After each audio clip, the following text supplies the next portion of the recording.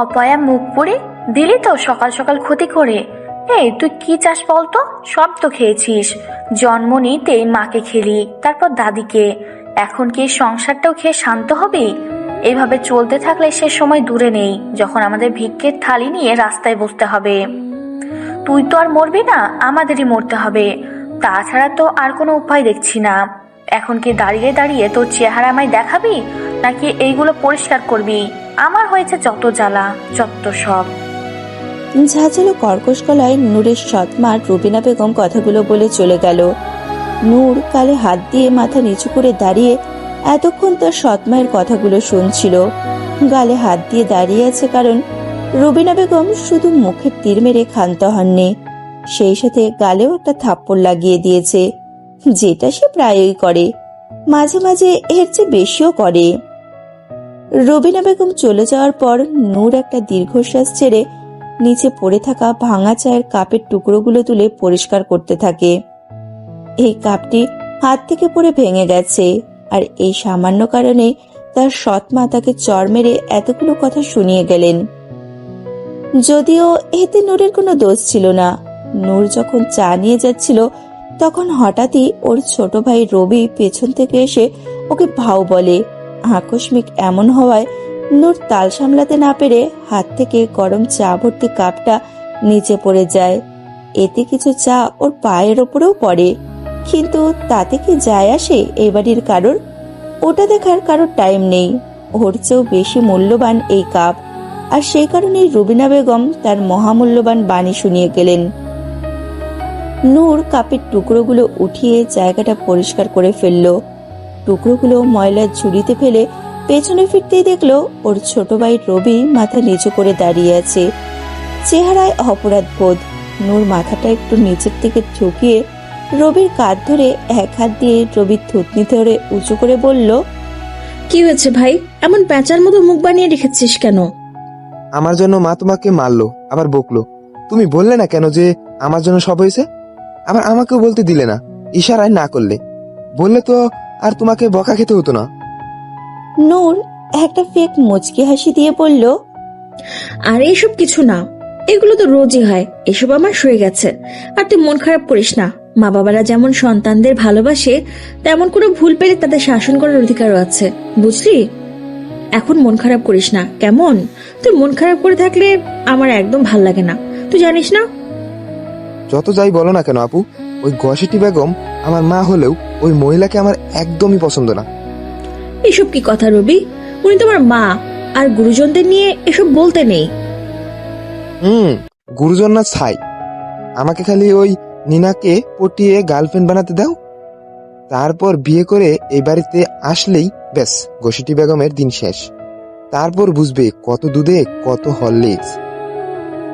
রবির কথা শুনে তো নূর থ হয়ে গেছে। ক্লাস 5-এ পড়া ছেলের মুখে এমন কথা শুনে বিস্ময়ে কাঠি উঠে গেছে। কোনো রকমে কাশি থামিয়ে বলল, এসব কি বলছিস ভাই? আরে ঠিকই বলছি আপু, তুমি ওই নিনাকে চিনো না? 1 নম্বরের জগরাটে। ওকে দেখে ডাইনি কটকটি ও ভয় পেয়ে বনবাসে চলে যাবে। তাহলে ভাবো এই মহিলার কি অবস্থা করবে। আমার তো ভেবেই সেই মজা লাগছে। নূর হালকা ধমকের সুরে বলল, রবি, তুমি এখন অনেক ছোট, মাত্র 11 বছর বয়স। এসব কথা বলা একদম ঠিক না। তুমি যাও তো, পড়তে বসো। রবি আর কিছু না বলে চলে গেল ওখান থেকে। নূর আবার কিচেনে গিয়ে চুলায় আবার চায়ের পানি তুলে দিল। নূর ভালো করেই জানে রবি এসব কথা ওকে বলেছে ওর মন ভালো করার জন্য, কিন্তু ওকে কিভাবে বোঝাবে যে নূরের কাছে এইসব এখন ভাত মাছ, এগুলো আর ওর গায়ে লাগে না। এইসব কিছুর অভ্যাস হয়ে গেছে, হবেই বা না কেন। এগুলো তো আর নতুন নয়, 6 বছর বয়স থেকে এইসব সয়ে আসছে ও। নূর ভাবছে, ছোট মা তো ঠিকই বলেছে, আমি আসলেই একটা অপয়া। তা না হলে কি আমার সঙ্গে এসব হয়? জন্ম নিতেই মা আমাকে একলা করে চলে গেল, বাবাও আমাকে দেখতে পারে না। আর সবার মতো সেও মনে করে আমার জন্যই মা মারা গেছে। আমাকে দেখলেই তার রাগ লাগে, এজন্য আমিও ভয়ে তার সামনে যাই না। একমাত্র দাদিই ছিল যে আমাকে ভালোবাসতো, আমাকে আদর করত। আমি তার কাছেই বড় হয়েছি, কিন্তু সেই সুখও আমার কপালে বেশি দিন টিকলো না। 6 বছর বয়সে দাদিও আমাকে একা করে চলে গেল, আর সেদিন থেকে শুরু হলো আমার এই দুর্বিষহ জীবন। শুনেছি মা মারা যাবার পর 3 মাস পর দাদি আমার কথা ভেবে বাবাকে আবার বিয়ে করান, কিন্তু দাদি কি আর জানতো যার ভালোর জন্য এটা করেছে সবচেয়ে বেশি কষ্ট সেই পাবে। দাদি যতদিন বেঁচে ছিল ততদিন সব ঠিকই ছিল। ছোট মা আমাকে আদর স্নেহ করত, আমিও তাকে নিজের মতো মায়ের মতোই ভালোবাসতাম, কারণ আমার জন্মের পর তাকে মায়ের রূপেই দেখেছিলাম। বাবা মাকে দেখতে না পারলেও কখনো বকা দিত না, শুধু আমাকে তার সামনে যেতে মানা করত। যদিও বাবা ব্যবসার কাজে বেশিরভাগ দিনে বাইরেই থাকে, তাই আমারও তেমন সমস্যা হতো না। কিন্তু যেদিন থেকে দাদি মারা যায় সেদিন থেকে ছোট মায়ের ব্যবহারে পরিবর্তন শুরু হয়। আমাকে আর আগের মতো ভালোবাসতো না, আদর করতো না, বরং আমি কাছে গেলেই ধমকানো আর মারা শুরু করলো। ধীরে ধীরে আমাকে দিয়ে বাড়ির সব কাজ করানো শুরু করলো। আমি অনেক কান্না করতাম, কিন্তু কিচ্ছু বলতে পারতাম না বলেই ছোট মা মারতো। বাবার কাছেও বলার উপায় ছিল না, কারণ বাবা তো আমাকে এমনিতেই দেখতে পারতো না। তার উপর ছোট মা আমাকে হুমকি দিত, বাবাকে যদি কিছু বলি তাহলে আমাকে আরো মারবে। আমিও ভয়ে কিছু বলতাম না। বাবা মাকে তার বাড়ি থেকে নিয়ে এসে পালিয়ে বিয়ে করেছিল, তাই নানা আর মামা মায়ের সাথে সব সম্পর্ক ছিন্ন করেন। এ কারণে নানা বাড়িরও কোনো আশা ছিল না। এভাবেই দিন যেতে থাকে। প্রথম প্রথম খুব কষ্ট হতো, একা একা কান্না করতাম। ধীরে ধীরে এসব অভ্যাসে পরিণত হয়ে যায়, আর আমিও বুঝে যাই যে এটাই আমার জীবন, এভাবেই আমাকে বাঁচতে হবে। হঠাৎই পায়ে ঠান্ডা কিছু অনুভব হওয়ায় নূরের ভাবনায় ছেদ পড়ে। নিচে চেয়ে দেখে রবি পায়ে বরফ ঘষছে। নূর নিচু হয়ে রবিকে বলল, কি করছিস ভাই? রবি বরফ ঘষতে ঘষতে বলল, যেটা তুমি কখনোই করবে না। নিজের খেয়াল তো তোমার কখনো হয় না। দেখো কত লাল হয়ে গেছে, নিশ্চয়ই জ্বালা করছে। সেদিকে তো তোমার খেয়ালই নেই, তুমি আসছো কাজ নিয়ে পড়ে। রবির কথা শুনে নূরের চোখের কোণে না চাইতেও পানি চলে এলো। এই একটি ব্যক্তি আছে যে ওকে এই পরিবারের সদস্য মনে করে, আর সবার জন্য নূর একজন কাজের লোকের চেয়ে বেশি কিছু না, হয়তো তার চেয়েও অধম। নূর মাথাটা একটু অন্যদিকে ঘুরিয়ে চোখের পানি মুছে নিয়ে রবিকে বলল, আরে এটা তো কিচ্ছু না, সামান্য ব্যাপার, এমনিতেই ঠিক হয়ে যাবে, তুই চিন্তা করিস না। দেখি ওর তো এখন, তোর তো স্কুল আছে, যা রেডি হয়ে নে, আমি তোর জন্য চকলেট মিল্কশেক বানাচ্ছি। রবি বলল, তোমার তো আজকে ভার্সিটির প্রথম দিন, তুমি যাবে না? নূর মাথা নাড়িয়ে বোঝালো সে যাবে। রবি খুশি হয়ে বলল, ইয়ে, আপু আজকে তোমার অনেক মজা হবে তাই না? নতুন ভার্সিটিতে যাবা। ঠিক আছে, আমি এখন রেডি হয়ে আসছি, আমি আর তুমি একসাথে বের হব। কথাগুলো বলতে বলতে রবি চলে গেল। নূর একটা দীর্ঘশ্বাস ছেড়ে চায়ের পাতিল থেকে কাপে চা ঢেলে রান্নাঘর থেকে বের হলো। রিপার রুমে এসে চায়ের কাপটা বেডের পাশে ছোট টেবিলটায় রাখলো। রুমে কোনো কিছুর শব্দ পেয়ে রিপা তার ফেস প্যাক লাগানো মুখে চোখের ওপর থেকে শশা স্লাইস সরিয়ে দেখলো নূর চায়ের কাপ রাখছে। মুখে বিরক্তির ছাপ নিয়ে রিপা নূরকে বলল, এই, তোকে না কতবার বলেছি সকাল সকাল তোরই অপয়া চেহারা আমায় দেখাবি না, আমার ঘুম থেকে ওঠার আগে চা রেখে যাবি।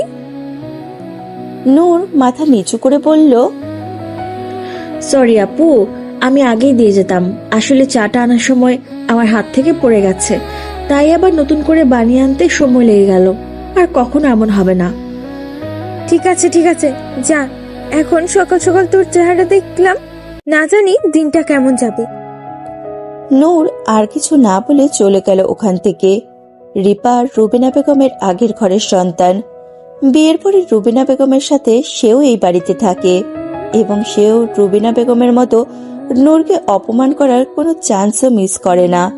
সব কাজ শেষ করে নূর নিজের রুমে আসে রেডি হতে। আজ তার জীবনে একটা বিশেষ দিন। আজ নূরের ভার্সিটির প্রথম দিন। এত কিছুর পরেও নূর কখনো তার লেখাপড়া বাদ দেয়নি। অবশ্য এই জন্য ওকে অনেক কষ্ট আর নির্যাতন সহ্য করতে হয়েছে।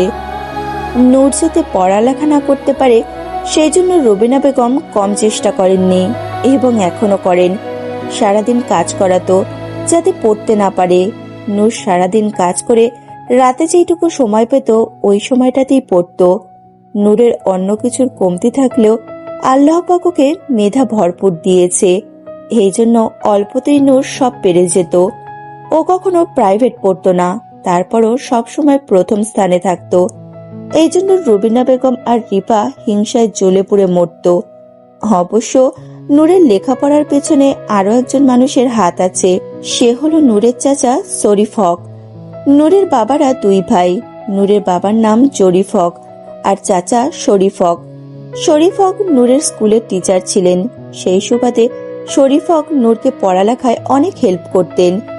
আগে সবাই একসাথে থাকতো, পরে নূরের চাচা আলাদা বাড়ি করে ওইখানেই তার পরিবার নিয়ে থাকে। শরীফ হকের নিজের কোনো মেয়ে নেই, শুধু একটা ছেলে, তাই সে নূরকে নিজের মেয়ের মতোই ভালোবাসে।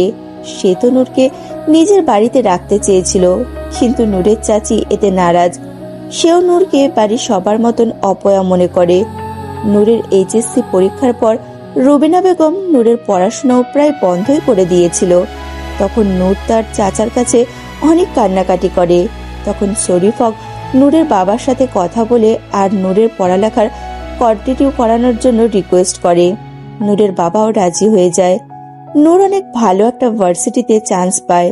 নূর আলমারি খুলে দেখে সব জামাই পুরনো, আজ প্রথম ভার্সিটিতে যাবে। সেখানে সবাই কত দামি দামি জামা কাপড় পরবে, অথচ তার কাছে একটা ভালো জামা নেই পরে যাওয়ার জন্য। নূর মনে মনে বলে, পড়ার সুযোগ পাচ্ছি এই তো অনেক, জামা কাপড় দিয়ে কি হবে।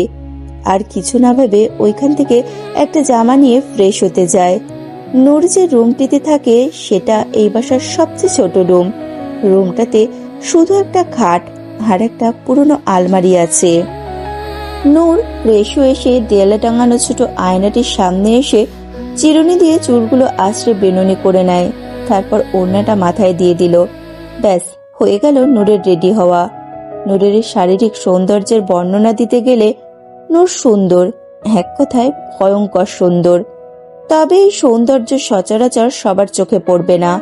বছরের পর বছর অযত্ন, অবহেলা আর বিষণ্ণতার কারণে নূরের সৌন্দর্য সহজে কারোর সামনে ধরা পড়ে না। তবে যার সত্যিকারের সৌন্দর্য দেখার চোখ আছে, সেই কেবল দেখতে পাবে নূরের নিষ্পাপ চেহারায় ওই পবিত্রতা, যেখানে নেই কোনো কৃত্রিমতার ছায়া, আছে শুধু ভরপুর মায়া। দেখতে পাবে ওই টানা ডাগর ডাগর দুটো চোখ, যে চোখে আছে সমুদ্র সমান গভীরতা। নূর ড্রয়িং রুমে এসে খাবার টেবিলে যেয়ে দেখলো এটো থালাবাটি এলোমেলো হয়ে আছে খাবার জন্য, একটা শুকনো রুটি ছাড়া আর কিছুই নেই। নূর ভালো করেই জানে এইসব রুবিনা বেগমের কাজ, নূরের পড়াশোনা বন্ধ করার জন্য। এইরকম অনেক পন্থা সে অবলম্বন করে থাকে।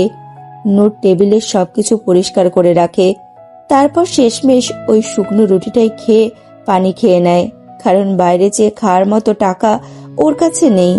নূর রবিকে ডাকে একসাথে বের হওয়ার জন্য। সামনে এগোতেই নূর দেখে ওর চাচা শরীফ হক বসে আছে সোফায়।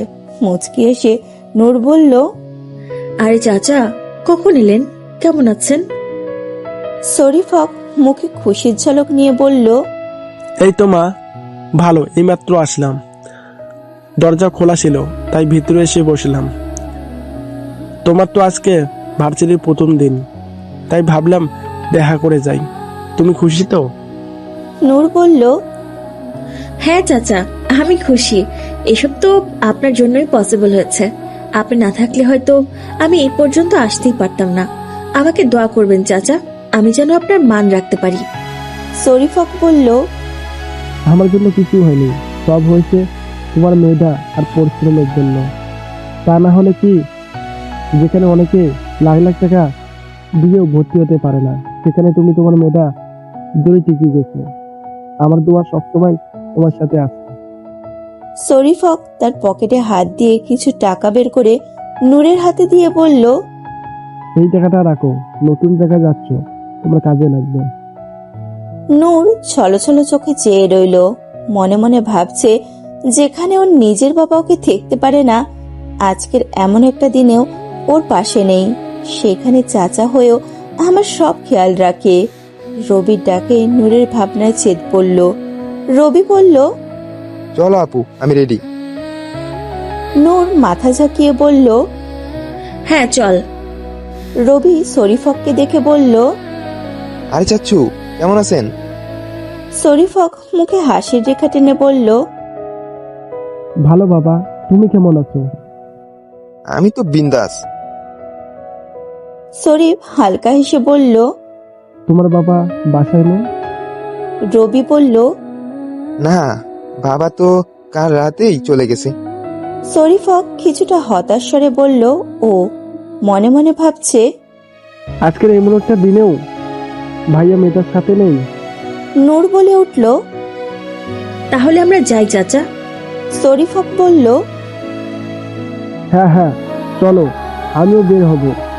তোমার সাথে দেখা করতেই এসেছিলাম, এখন বাসায় যাব। ওরা তিনজন একই সাথে বেরিয়ে গেল। রবির স্কুল বাসার কাছেই, হেঁটেই যাওয়া যায়। রবিকে স্কুলের গেটে দিয়ে নূর রওনা হলো ভার্সিটির উদ্দেশ্যে। বাস স্ট্যান্ডে এসে বাসের জন্য দাঁড়িয়ে আছে নূর। রিকশায় গেলে অনেক টাকা লাগবে, তাই বাসেই যাবে। চাচার দেওয়া টাকাগুলো এখনই শেষ করতে চায় না নূর। টাকাগুলো রেখে দিয়ে ওর জরুরি কাজে লাগাবে। যদিও দরকার হলে চাচার কাছে যাওয়ার সাথে সাথেই দিয়ে দেবে। তারপরও বারবার টাকার কথা বলতে নিজেরই খারাপ লাগে। ভাবতে ভাবতেই বাস চলে এলো। নূর তাড়াতাড়ি করে বাসে উঠে পড়ে। বাসে উঠে দেখে অনেক ভিড়।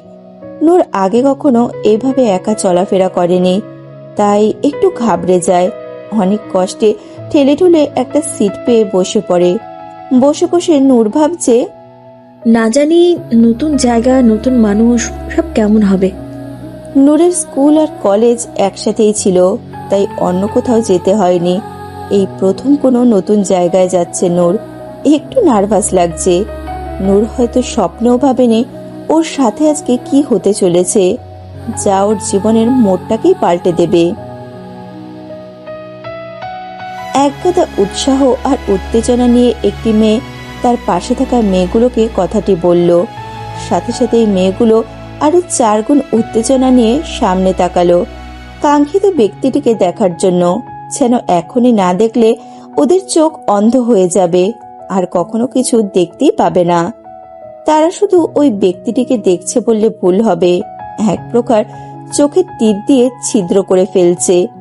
দেখতে দেখতে প্রথম মেয়েটি বুকের বাম পাশে 2 হাত চেপে ধরে বলল, হাই ইয়ার, একটা মানুষ এতটা হট এন্ড হ্যান্ডসাম কিভাবে হতে পারে?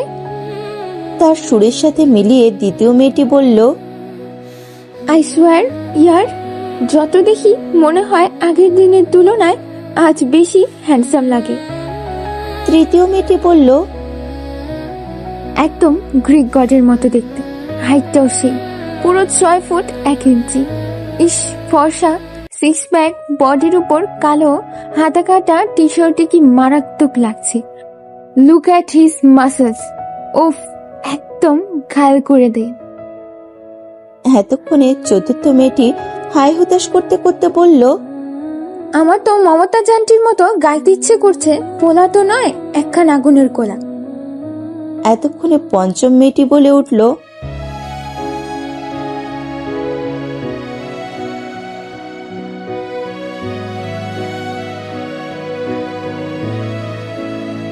ইস, একবার যদি ছুঁয়ে দিতে পারতাম। আফসোসের সুরে প্রথম মেয়েটি বলল।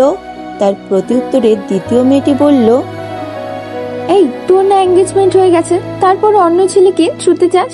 ছি ছি ছি, তবা তবা। বলেই হেসে দিল। তৃতীয় মেয়েটি বলল, আরে ওর তো শুধু এঙ্গেজমেন্ট হয়েছে, এরকম একটা ছেলের সাথে একবার রিলেশন করতে পারলে আমি তো আমার হাজবেন্ডকেই রেখে চলে যেতাম। পঞ্চম মেয়েটি তাচ্ছিল্যের হাসি দিয়ে বলল, এসব চিন্তা করে কোনো লাভ নেই। উনি যে গম্ভীর আর রাগী লোক, ওনার সাথে রিলেশন তো অনেক দূরের কথা। কোনো মেয়ে ভয়ে ওনার সামনে যাওয়ার সাহস পায় না। শুনেছি মেয়েদের থেকে উনি 10 হাত দূরে থাকেন, কোনো মেয়েকেই কাছে ঘেঁষতে দেয় না। চতুর্থ মেয়েটি হতাশ স্বরে বলল, ইয়ার, দেখিস না, আমরা প্রতিদিন এই পার্কে ওনার জন্য সেই সকাল থেকে এসে দাঁড়িয়ে থাকি, অথচ উনি আমাদের সামনে দিয়ে এমন ভাবে চলে যায় যেন এই পার্কে থাকা নির্জীব বেঞ্চগুলো আর আমাদের মধ্যে কোনো তফাৎ নেই, যেন ওনার জন্য আমরা এক্সিস্টই করি না। অতঃপর আজও ওদের সবাইকে ইগনোর করে সবার সামনে দিয়ে ওই ব্যক্তিটি এমনভাবে চলে গেল যেন এখানে কখনো কেউ ছিলই না। এতক্ষণ এই মেয়েগুলো সকাল সকাল জগিং করার নামে পার্কে এসে যাকে দেখে নিজেদের লোলুপ আখির তৃষ্ণা মেটাচ্ছিল, সেই মহান ব্যক্তিটি হলো মিস্টার সাদমান শাহরিয়ার আদিত্য। বয়স 26, বাংলাদেশের নাম্বার 1 ইন্ডাস্ট্রিয়ালিস্ট আরমান শাহরিয়ারের ছেলে। বাবার পরে এখন সে নিজেই বিজনেসের ভার নিজের হাতে নিয়েছে। আদিত্যের যখন 12 বছর বয়স তখন ওর মা মারা যায়। পরিবার বলতে বাবা আর ছোট বোন আছে, নাম সানা। আদিত্য এইচএসসি পরীক্ষার পরে লন্ডন চলে যায়। ওইখানে যেয়ে বাকি এডুকেশন করে। ধীরে ধীরে পড়াশোনার পাশাপাশি লন্ডনে ওদের যে ব্রাঞ্চ আছে ওইখানকার বিজনেসেও দেখাশোনা করেন। আদিত্য বিজনেসে হাত দেওয়ার পর থেকে ওদের বিজনেস আরো সফলতা লাভ করে। পুরো ওয়ার্ল্ডে এখন ওদের ব্রাঞ্চ আছে। গত বছর আদিত্যর বাবা হঠাৎই অসুস্থ হয়ে পড়ায় আদিত্য দেশে চলে আসে। দেশে আসার পর সব বিজনেস এখন ওই দেখাশুনো করে। নিজের ফ্ল্যাটের সামনে এসে চাবি দিয়ে লক খুলে ভেতরে ঢুকলো আদিত্য। কিছুদিন হলো ফ্ল্যাটটি কিনেছে। এখানে সে একাই থাকে। সাভারে ওদের বিশাল বাড়ি আছে, সেখানে ওর বাবা, বোন আর চাচার পরিবার একসাথে থাকে। আদিত্য একা থাকতেই বেশি স্বাচ্ছন্দ্য বোধ করে, তাই ওর অফিসের কাছাকাছি একটা ফ্ল্যাট কিনে এখানেই থাকে। ভিতরে ঢুকে চাবিটা টেবিলে রেখে সোফায় বসে শরীরটা এলিয়ে দেয়। হঠাৎই ফোনটা বেজে ওঠে। আদিত্য ফোন হাতে নিয়ে চেয়ে দেখে তাসিবের কল। আদিত্য ফোনটা রিসিভ করে বলল, হ্যাঁ বল। হোয়াট বলো। আর কেউ ফোন করলে অন্তত কেমন আছো, কি অবস্থা, বাড়ির সবাই কেমন আছে এসব জিজ্ঞেস করে। এটা একটা বেসিক ম্যানার্স। আর তুই সোজা বল। তুই কি আমাকে ম্যানার্স শেখানোর জন্য ফোন করেছিস? তুই জানিস না আমার এসব ন্যাকামো একদম পছন্দ না। কি বলার জন্য ফোন করেছিস সেটা বল। হ্যাঁ হ্যাঁ, তা পছন্দ হবে কেন, খালি জানিস ঝাড়ি দিতে। আমি দেখি তোর মতো মানুষের সাথে বন্ধুত্ব টিকিয়ে রেখেছি। তোর তো সকাল দুপুর নফল নামাজ পড়ে আল্লাহর কাছে শুকরিয়া জানানো উচিত, আমার মতো একটা বন্ধু পেয়েছিস। হয়েছে, তোর ড্রামা শেষ নাকি আর কিছু বলবি?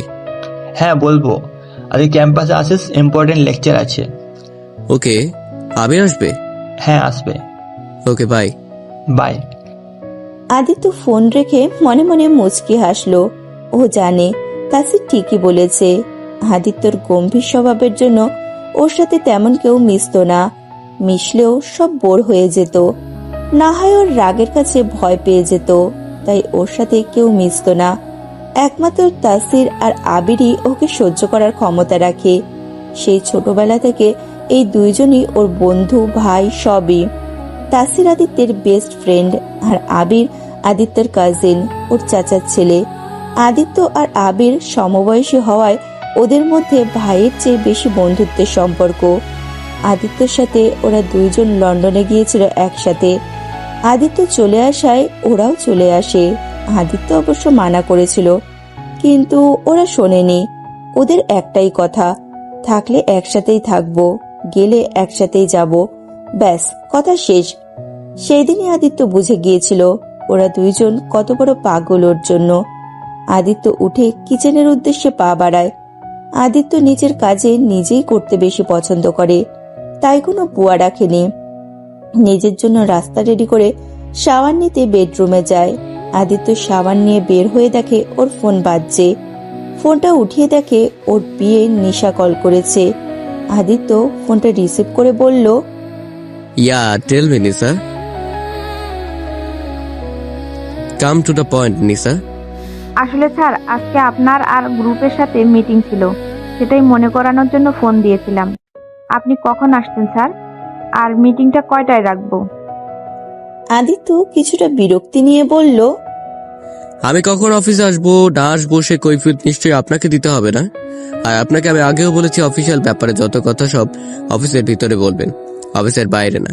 তাই যখন তখন আমাকে ফোন করা আমার একদম পছন্দ না। তেমন কোনো দরকার হলে আমি নিজেই জানাবো। Get that? Sorry sir. Anyway, phone যখন দিয়েই ফেলেছেন তাহলে শুনুন, আমার আজ অফিসে যেতে দেরি হবে। মিটিংটা 3টায় রাখুন। Okay sir. নিশা কোনো রকমে ফোনটা রেখে লম্বা একটা নিঃশ্বাস ছাড়ে, এক গ্লাস পানি নিয়ে ঢকঢক করে খেয়ে নেয়। বাপরে, কি এমন জিজ্ঞেস করেছিল যে এতগুলো কথা শুনিয়ে দিল? বেচারি নিশা কত ট্রাই করে আদিত্যর অ্যাটেনশন পাওয়ার জন্য, কিন্তু সে তো কখনো পাত্তাই দেয় না। এইসব ভেবে নিশা একটা দীর্ঘশ্বাস ছাড়ে। আদিত্য রেডি হয়ে নাস্তা করে বেরিয়ে যায় ভার্সিটির উদ্দেশ্যে। আসলে আদিত্যরা লন্ডনে MBA করা অবস্থায় আদিত্যর বাবা হঠাৎই হার্ট অ্যাটাক করে। তার অবস্থা অনেক গুরুতর হয়ে গিয়েছিল, তাই ওদের কোর্স কমপ্লিট না করে বছরের মাঝখানেই চলে আসতে হয়। দেশে আসার পর আদিত্যর বাবা কিছুটা সুস্থ হওয়ার পর আবারও যেতে চাইলে আদিত্যর বাবা মানা করেন, দেশেই থাকতে বলেন। আদিত্যও মানা করতে পারে না। তারপর ওরা ঢাকায় একটা ভার্সিটিতে ভর্তি হয় কোর্স কমপ্লিট করতে। যেহেতু আদিত্যর বাবা ওই ভার্সিটির ট্রাস্টি, তাই বেশি সমস্যা হয় না। এখন ওদের ফাইনাল ইয়ার চলছে, আর 2 মাস পরেই ফাইনাল এক্সাম।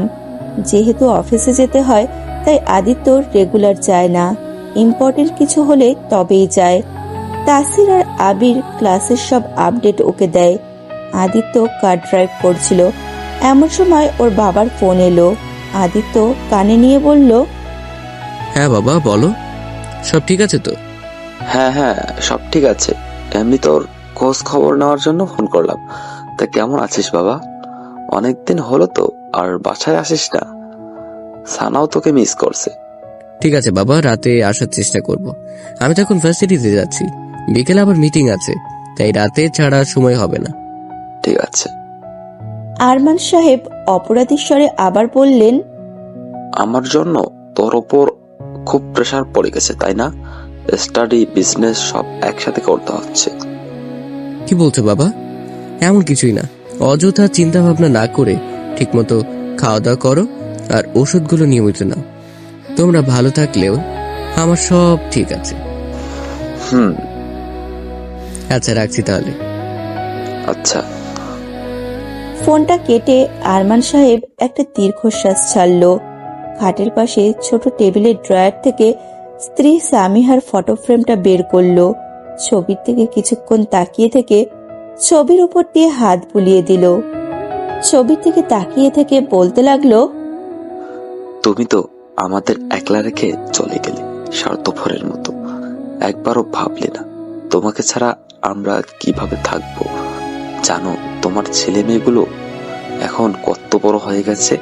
ওদের মুখের দিকে তাকিয়েই তো এখন বেঁচে আছি, না হলে কবেই চলে যেতাম তোমার কাছে। তোমাকে ছাড়া এতগুলো বছর কিভাবে কেটেছে তা শুধু আমি জানি। তোমার চলে যাওয়ায় সবচেয়ে বেশি প্রভাব পড়েছে আদিত্যর উপর।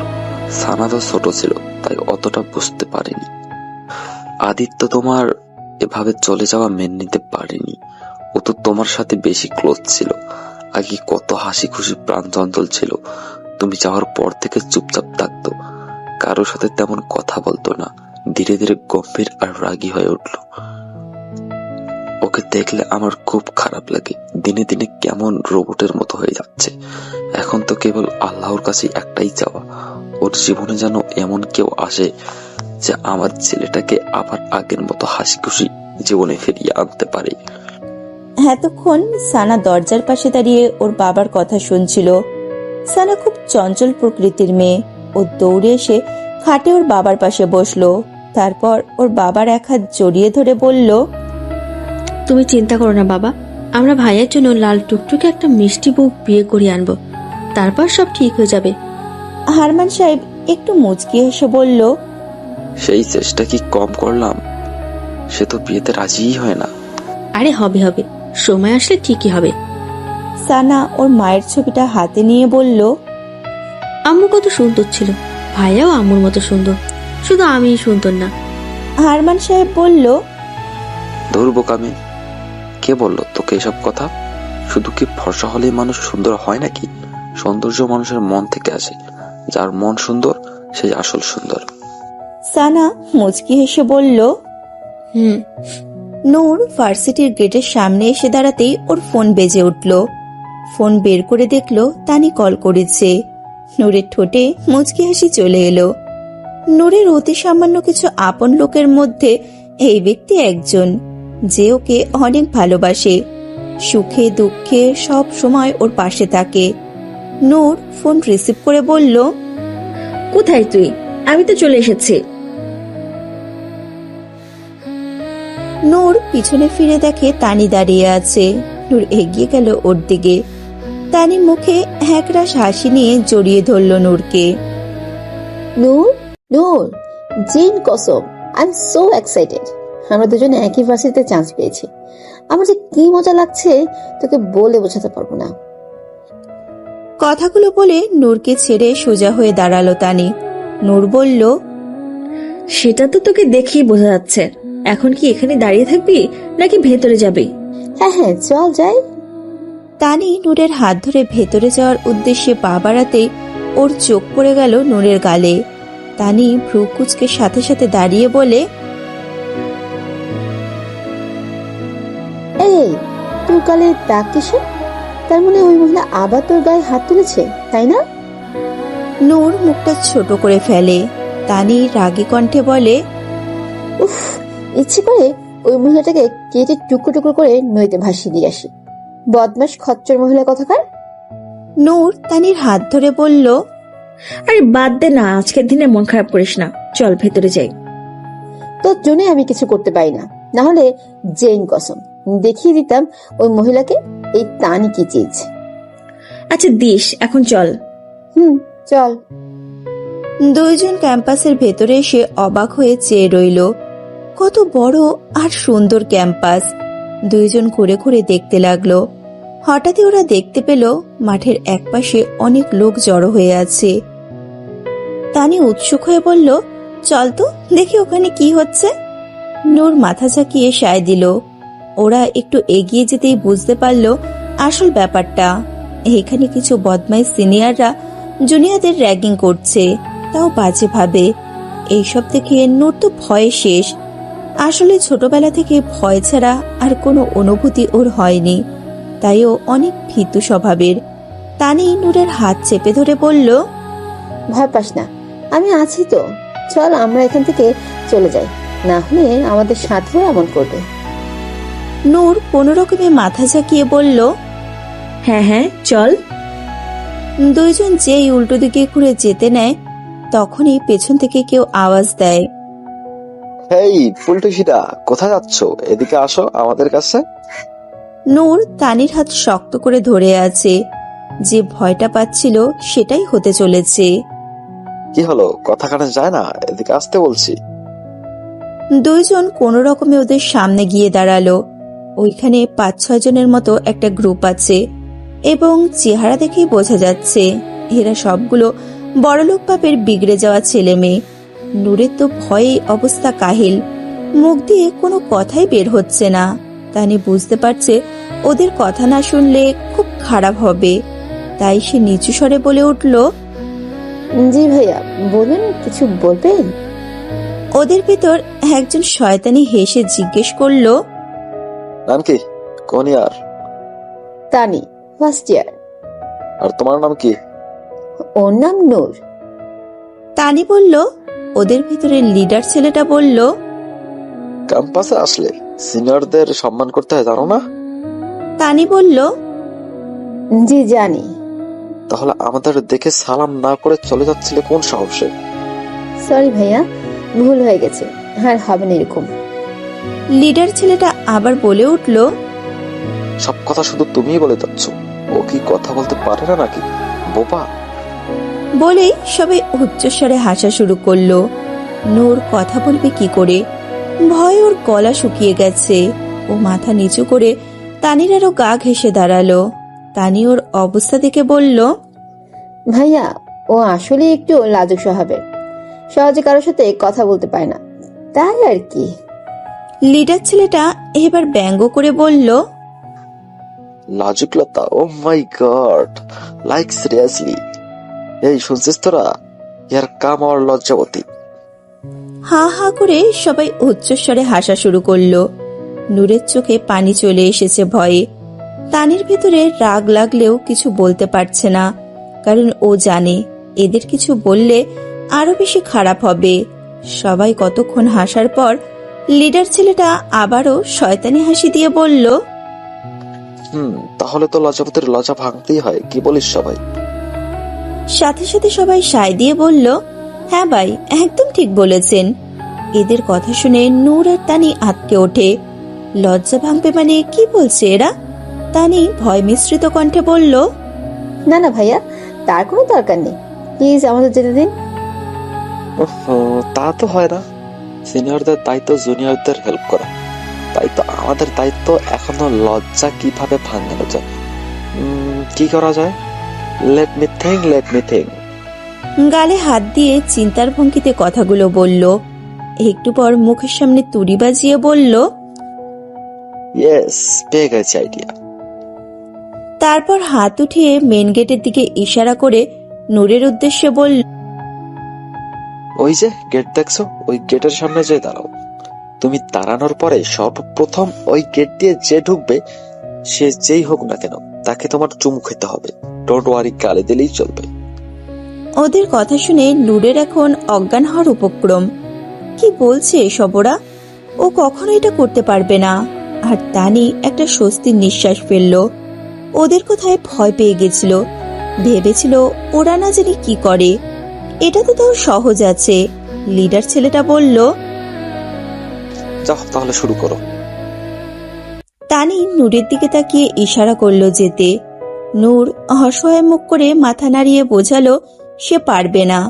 তানি কিছু একটা ভেবে ওই ছেলেটাকে বলল, ভাইয়া, ওর জায়গায় কাজটা আমি করে দিই। না না, যার কাজ তাকেই করতে হবে, তাহলে শাস্তি পেতে হবে। এখন ভেবে দেখো কোনটা করবে।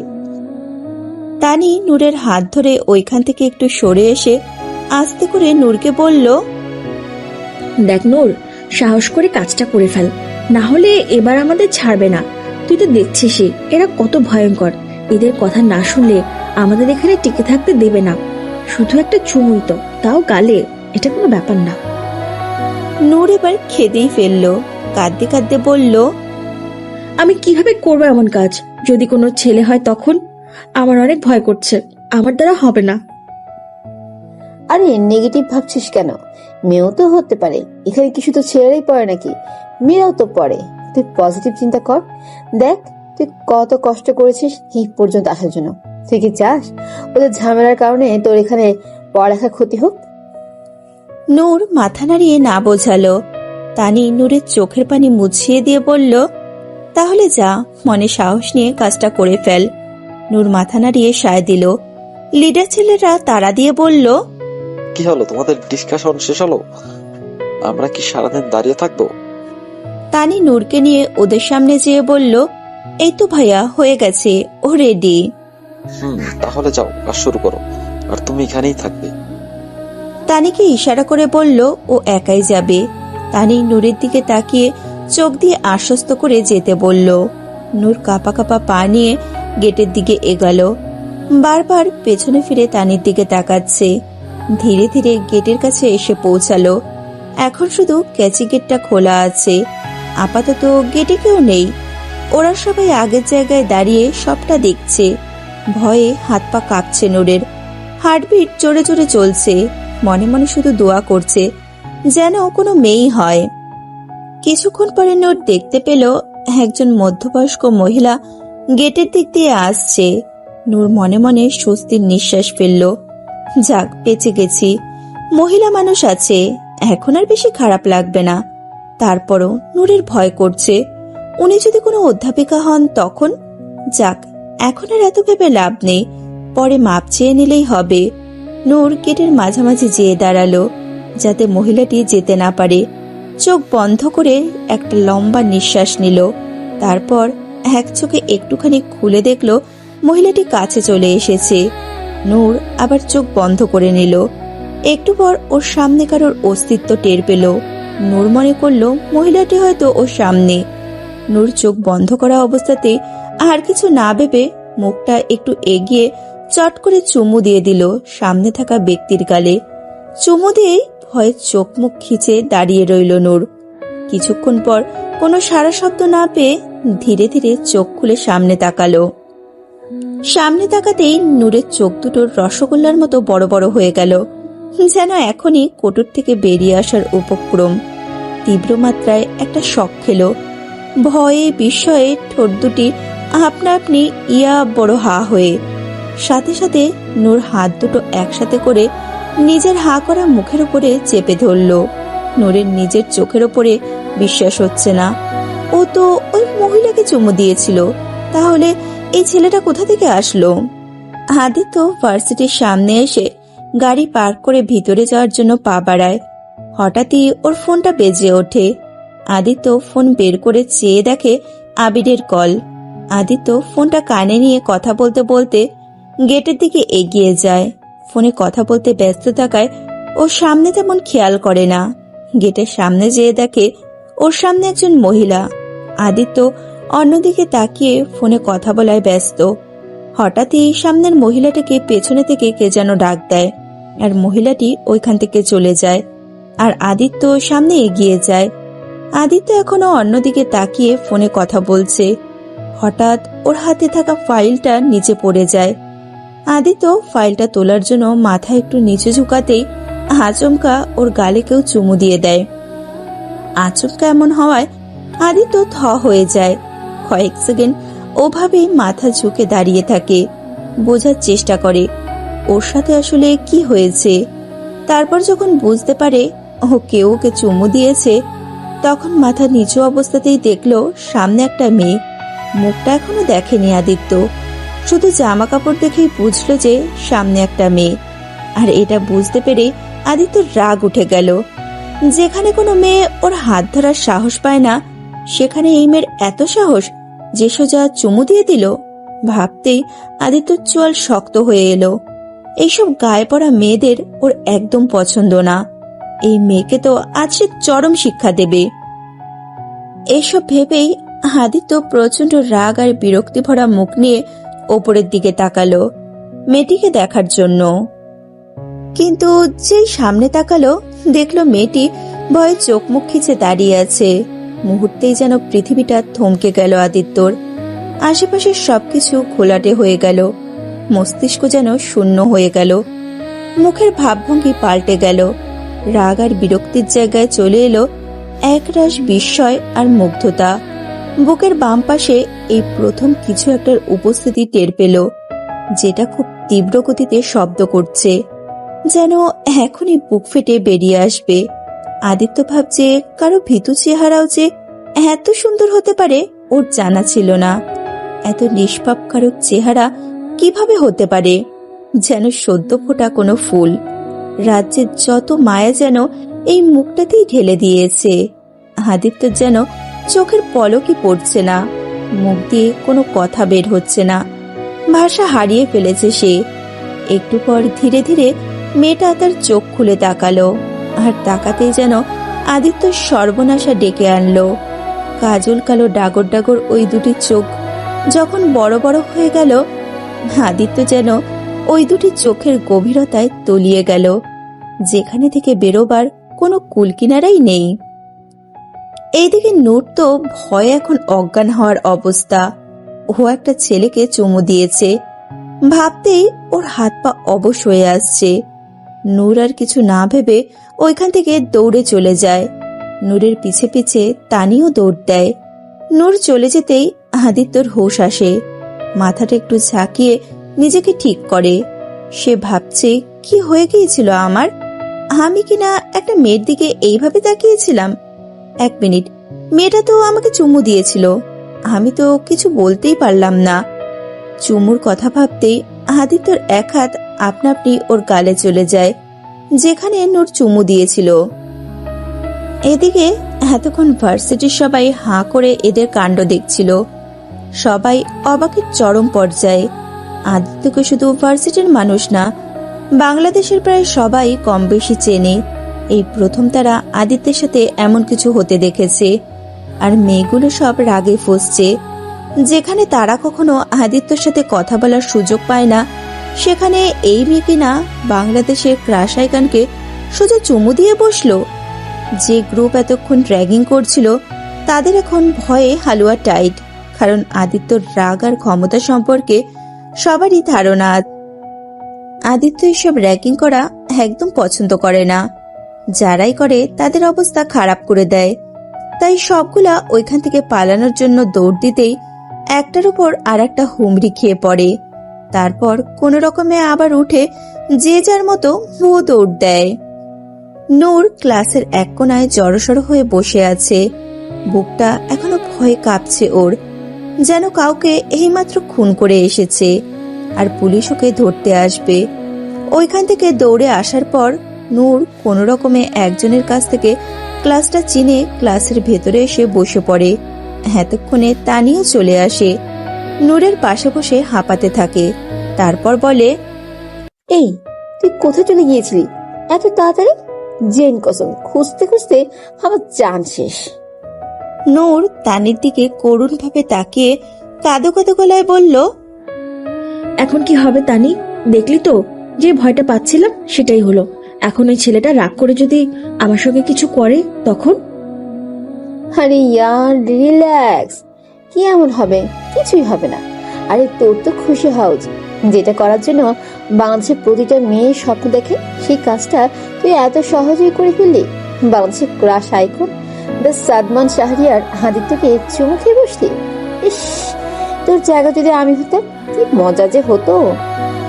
নূর তানির দিকে ভ্রু কুঁচকে তাকিয়ে বলল, এই কি বলছিস তুই এইসব? এমনিতে আমি টেনশনে মরছি, আর তুই আছিস তোর ফ্যান্টাসি নিয়ে। আমি কি ইচ্ছে করে ওনাকে চুমু দিচ্ছি নাকি? আমি তো ওই মহিলাটাকে দিচ্ছিলাম, জানি না ওই লোকটা কোত্থেকে চলে আসলো। ওকে ওকে রিল্যাক্স, এত টেনশন নিস না। চুমুই তো দিয়েছিস, গুলি তো আর করিসনি যে তোকে একদম ফাঁসিতে ঝুলিয়ে দিবে। আমি ওনার সম্পর্কে যতটুকু জানি, উনি খুব রাগী, তবে মেয়েদের কখনো অসম্মান করেন না। নূরের ভয় যা একটু কমেছিল, রাগী কথাটা শুনে ভয়টা আবারও বেড়ে গেল। তানি বুঝতে পেরে নূরের কাঁধে হাত দিয়ে বলল, আরে আমি আছি তো, কিচ্ছু হবে না, তুই এখন একটু শান্ত হ। নূর মাথা নাড়িয়ে সায় দিল, তবে সে এখনো ভেতরে ভেতরে ভয়ে মরছে। এক খান চুম্মা দে, কারেন্ট লাগাইলি, দুই খান চুম্মা দে, ভোল্টেজ বাড়াইলি, তিন খান চুম্মা দে আমায়, high high temperature, high high চার গিয়া প্যার কাবু খা। আদিত্য তীক্ষ্ণ দৃষ্টিতে আবিরের দিকে তাকাতেই আবিরের গান গাওয়া বন্ধ হয়ে গেল। ওরা তিনজন এখন ক্যান্টিনে বসে আছে। আবির আর তাসির ক্যান্টিন থেকেই আদিত্য চুমু খাওয়া দেখেছে। তারপর আদিত্য ওদের কাছে এসে বসতেই আবির গান গাওয়া শুরু করে দেয়। আদিত্যর এইভাবে তাকানো দেখে আবির বলে উঠল, কি ভাই, এমন তাকায় আছিস কেন? মাসুম বাচ্চাটারে মারার ইচ্ছা আছে নাকি? আমরা তোর সেই ল্যাংটা কালের ভাই বন্ধু। তোর এই ২৬ বছরের জীবনে এই প্রথম কোনো মেয়ে তোকে চুমু খেলো। এখন আমরা এটা নিয়ে কি একটু মজাও নিতে পারবো না ভাই? This is not fair.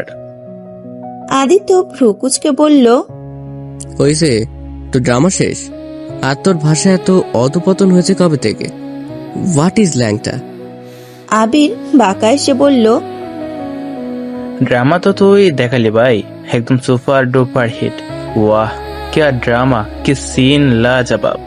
আগে জানলে মোবাইলে ভিডিও করে নিতাম, নেটে ছাড়লে সব রেকর্ড ভেঙে ফেলতো। কি বলিস তাসির? তাসির এতক্ষণ আদিত্যর মনের ভাবভঙ্গি বোঝার চেষ্টা করছে। ও ভালো করেই জানে আদিত্য এইসব ব্যাপারে খুব রাগ করে থাকে, তবে আজকে ওর ভাবভঙ্গি অন্যরকম লাগছে তাসিরের কাছে।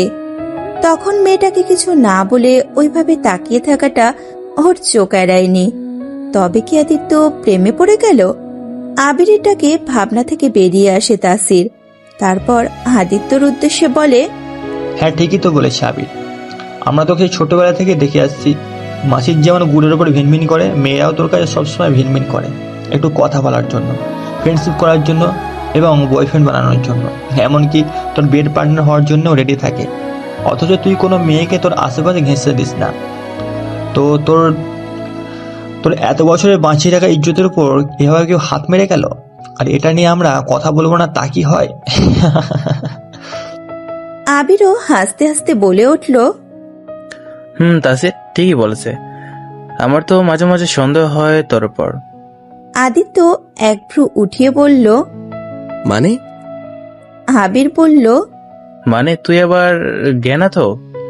না মানে আমরা তো লন্ডনে ছিলাম, ওখানে তো আবার এগুলো চলে। আদিত্য উচ্চস্বরে বলে উঠল। What are you mad? কি বলছিস এসব? নিজের পুরুষত্ব দেখানোর মানে এই নয় যে সবসময় মেয়েদের সাথে ইন্টিমেট হতে হবে। আবির আর তাসির উচ্চস্বরে হেসে উঠল। রিল্যাক্স ইয়ার, ইউ আর জাস্ট ইটিং। এদের কথাবার্তায় আদিত্যর প্রচুর বিরক্ত লাগছে। ভাবছে এইসব ওই মেয়েটার জন্য হয়েছে, ওই মেয়েটাকে তো শিক্ষা দিতেই হবে। আদিত্য তাসিরকে ডেকে বলল। মেয়েটা কোন ইয়ারে? দেখেই তো ফার্স্ট ইয়ারের মনে হলো, আগে কখনো দেখিনি। চল। কোথায়? ফার্স্ট ইয়ারের ক্লাসে। তাসির আর আবির দুইজনেই অবাক হয়ে তাকালো আদিত্যের দিকে। আবির বাঁকা এসে বলল।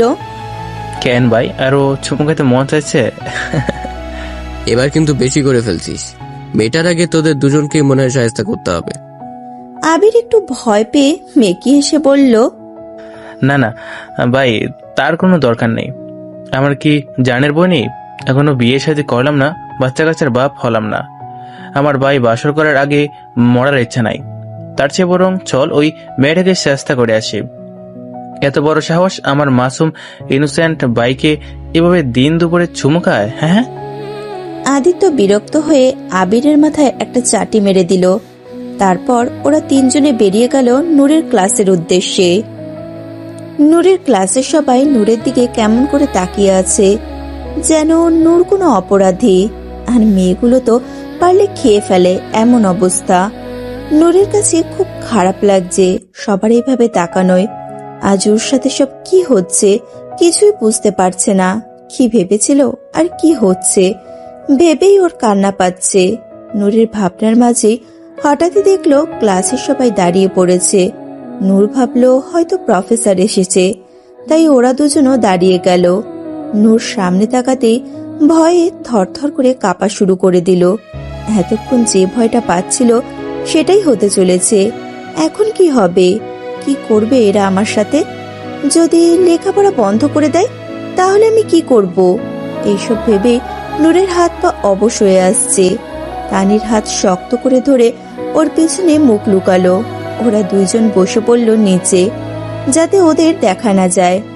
আদিত্যরা এই দিক ওই দিক তাকিয়ে মেয়েটাকে খুঁজতে লাগলো।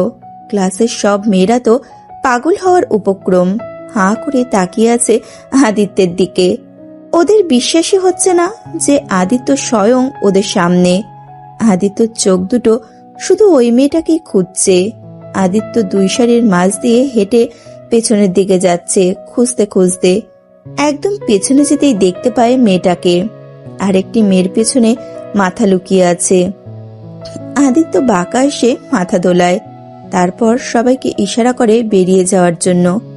বেচারি মেয়েগুলো মুখটা বাংলার পাঁচের মতো করে এক এক করে বেরিয়ে যায়। একসময় পুরো ক্লাস খালি হয়ে যায়।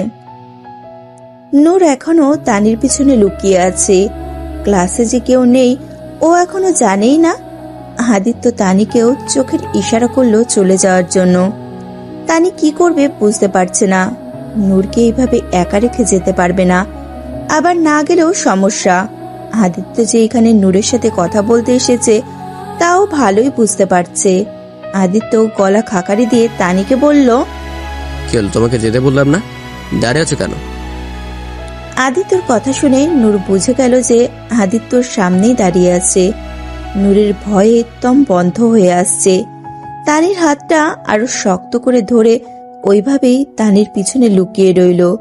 সামনে তাকানোর সাহস নেই ওর। তানি একটু সাহস নিয়ে বলল, ভাইয়া আপনি প্লিজ রাগ করবেন না, আসলে ওর কোনো দোষ নেই। কিছু সিনিয়র ভাইয়ারা ওকে এই কাজটা করতে বলেছিল তাই। আদিত্য হাত উঠিয়ে তানির কথা শেষ হওয়ার আগে ওকে থামিয়ে দিয়ে বলল, আমি কি তোমাকে কিছু জিজ্ঞেস করেছি? বেশি কথা বলা আমি পছন্দ করি না। তোমাকে যেতে বলেছি, তুমি যাও। ডোন্ট ওয়ারি, আমি বাঘ ভালুক না যে তোমার বান্ধবীকে খেয়ে ফেলবো। আমি শুধু কথা বলবো, তুমি বাইরে ওয়েট করো। আদিত্যর গম্ভীর কণ্ঠে এমন কথা শুনে তানি আর কিছু বলার সাহস পায় না। তানি নূরের কানে আস্তে করে বলে, দেখ নূর, উনি শুধু কথা বলবে, তুই ভয় পাস না, আমি বাইরেই দাঁড়িয়ে আছি, কেমন? নূর তানির পিছে মাথা ঝাঁকিয়ে না বোঝালো, মানে সে একা থাকবে না এখানে। তানি পড়ল মহা মুসিবতে, কি করবে বুঝতে পারছে না। আদিত্যর ব্যাপারে ও যতটুকু জানে তাতে ওর মনে হয় না নূরের সাথে কোনো খারাপ কিছু করবে, কিন্তু এটা নূরকে কিভাবে বোঝাবে? তানি আর কোনো উপায় না পেয়ে জোর করেই নূরের কাছ থেকে নিজেকে ছাড়িয়ে নেয়। নূর করুণ চোখে তানির দিকে তাকিয়ে থাকে। তানির খুব খারাপ লাগে। তানি নূরের হাত ধরে বলে, চিন্তা করিস না, আমি দরজার কাছেই আছি। তারপর এক প্রকার জোর করে নূরকে রেখে চলে আসে। নূরও তানির পিছে পিছে চলে যেতে নেয়। তখন আদিত্য ওর সামনে এসে দাঁড়ায়। নূর বুঝে যায় এখান থেকে ও বের হতে পারবে না, তাই মাথা নিচু করা অবস্থাতেই লম্বা একটা শ্বাস নিয়ে কোনো রকমে নিজেকে ঠিক করে ওইখানেই দাঁড়িয়ে থাকে। নূর ভাবে কপালে যা আছে তাই হবে, আর কিছু করার নেই। পুরো ক্লাসরুমে এখন পিনপতন নীরবতা। আবির আর তাসিরও বাইরে চলে গেছে। আদিত্য হেঁটে এসে একদম সামনের বেঞ্চের কাছে এসে দাঁড়ালো। গম্ভীর কণ্ঠে নূরের উদ্দেশ্যে বলল, এখানে এসে বসো। নূর এতক্ষণও মাথা নিচু করে দাঁড়িয়েছিল। ভয়ে হাত পা কাঁপছে ওর, টেনশনে কপাল বেয়ে ঘাম ঝরছে। আদিত্যর ডাকে নূর কেঁপে ওঠে। কোনো রকমে কাঁপা কাঁপা পায়ে এগিয়ে গিয়ে সামনের সিটে বসে। এতটুকু সময়ের ভেতরে একবারও মাথা ওপরে তোলেনি। আদিত্য একটা চেয়ার টেনে নিয়ে নূরের সামনে ওর মুখোমুখি হয়ে বসে। নূরের এমন ভীতু অবস্থা দেখে আদিত্য মনে মনে খুব হাসি পাচ্ছে, কিন্তু চেহারায় সেটা দেখাচ্ছে না। নূর মাথা নিচু করে বসে হাত কচলাচ্ছে আর মনে মনে দোয়া দুরুদ পড়ছে। আদিত্য এক ধ্যানে নূরের দিকে চেয়ে আছে। ও ভাবছে ও তো এখানে মেয়েটার উপরে রাগ দেখাতে এসেছিল, তাহলে ওর রাগ আসছে না কেন? আদিত্যর এখন নূরের ভীতু মুখটা খুব দেখতে ইচ্ছে করছে, কিন্তু নূর মাথা নিচু করে বসে থাকায় ও দেখতে পাচ্ছে না। আদিত্য নূরকে বলল, মাথা উপরে তোলো, লুক এট মি। নূর তবুও মাথা নিচু করেই বসে আছে। ও সাহস পাচ্ছে না আদিত্যর দিকে তাকানোর। আদিত্য আবার একটু ধমকের সুরে বলল, I said look at me. Aditya ধমকে নূর কেঁপে ওঠে। এক ঝটকায় মাথা ওপরে তুলে সামনে তাকালো। আদিত্য যেন আবারও হারিয়ে গেল নূরের মোহে। এক ঠান্ডা শীতল বাতাস বয়ে গেল ওর পুরো শরীর জুড়ে। আদিত্য এবার নূরকে ভালোভাবে পর্যবেক্ষণ করতে লাগলো। পরনে একটা সাধারণ সুতির 3 পিস, ওড়না দিয়ে মাথায় ঘোমটা দেওয়া। ইস, ভয়ে মেয়েটার চেহারা পুরো লাল হয়ে গেছে। ফর্সা মুখটাতে ঘেমে কপালের চুলগুলো লেপ্টে আছে, সাথে চোখের পাপড়িগুলো ভিজে আছে। ঠোঁট দুটো শুকিয়ে গেছে। ঠোঁটের দিকে তাকাতে আদিত্যর মনে পড়ল ওই ঠোঁট দিয়েই তো ওকে চুমু দিয়েছিল। ভাবতেই কেমন একটা শিহরণ বয়ে গেল আদিত্যর ভেতরে। অতি সাধারণের ভেতরেও যেন মেয়েটা অসাধারণ। হঠাৎই খেয়াল করলো মেয়েটার গালে কেমন যেন লাল দাগ হয়ে আছে, মনে হচ্ছে কেউ চড় মেরেছে। ভাবতেই আদিত্যর বুকের ভেতরে কেমন যেন চিনচিন ব্যথা অনুভব করে। আদিত্যর এমন চাহনির সামনে নূর আর টিকতে পারে না, আবারও চোখ নামিয়ে মাথা নিচু করে ফেলে। আদিত্যর যেন দেখা শেষই হচ্ছে না। ওপরে ওপরে যতই কঠোর হওয়ার চেষ্টা করছে, ভেতরে ভেতরে ততই যেন ভ্যানিলা আইসক্রিমের মতন গলে যাচ্ছে। নিজের ওপর নিজেরই চরম বিরক্ত হচ্ছে আদিত্য। আদিত্য মনে মনে নিজের মনকে নিজেই ঝাড়ি দিয়ে বলল, come on Aditya, be man. এভাবে একটা মেয়ের দিকে হ্যাংলার মতো তাকিয়ে থাকা তোর পার্সোনালিটিকে শোভা দেয় না। তারপর মাথাটা ঝাঁকিয়ে একটু নড়ে চড়ে বসে আদিত্য। তানি দরজার পাশে দাঁড়িয়ে টেনশনে নখ কামড়াচ্ছে। নূরের জন্য ওর অনেক টেনশন হচ্ছে। না জানি মেয়েটা কত ভয়ে আছে।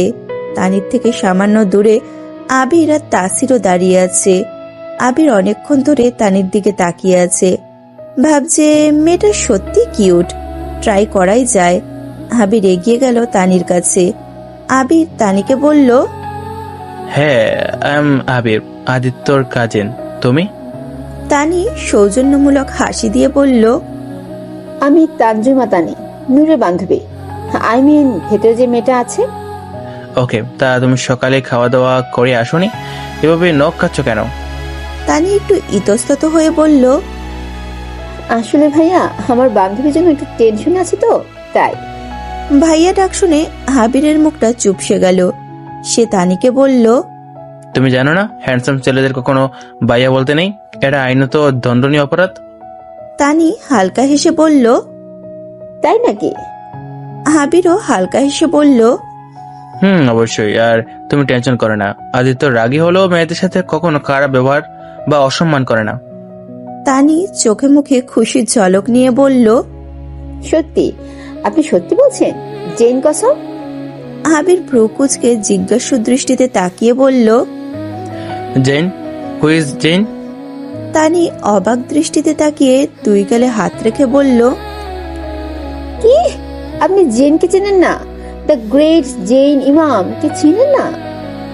তানির এমন এক্সপ্রেশনে আবির ভেবাচাকা খেয়ে গেল। মনে হচ্ছে এমন একটা প্রশ্ন করার জন্য ওর এখনই ছাদ থেকে পড়ে মরে যাওয়া উচিত।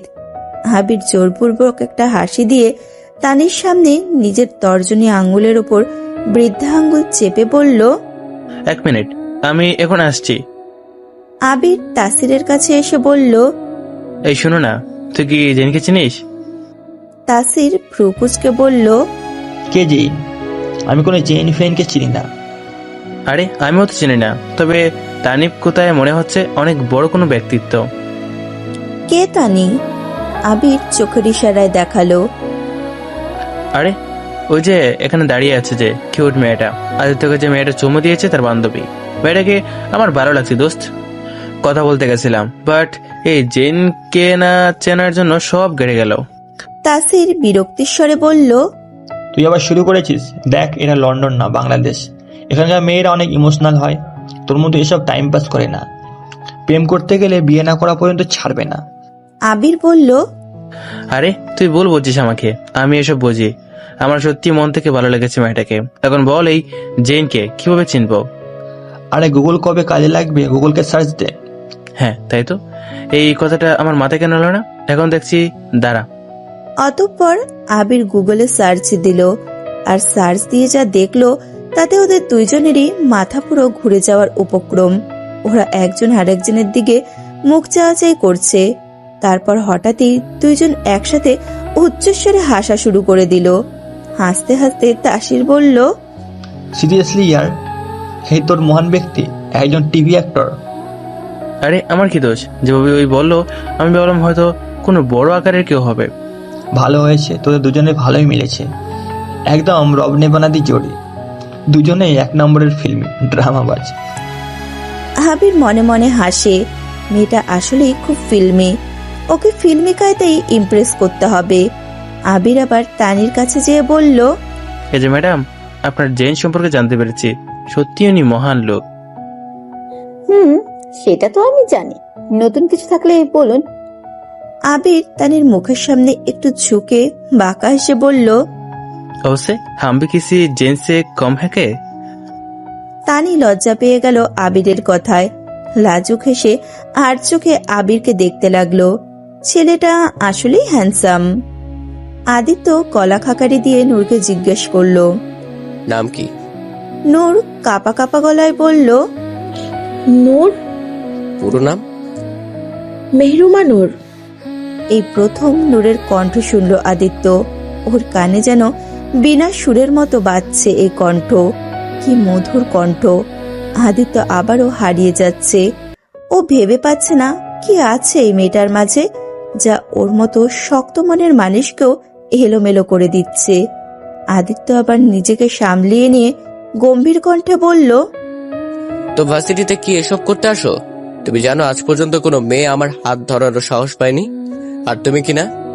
আমি যদি এখন তোমার ফ্যামিলির কাছে ফোন করে বলি যে তুমি ভার্সিটি এসে এসব করে বেড়াচ্ছ, তখন কেমন হবে?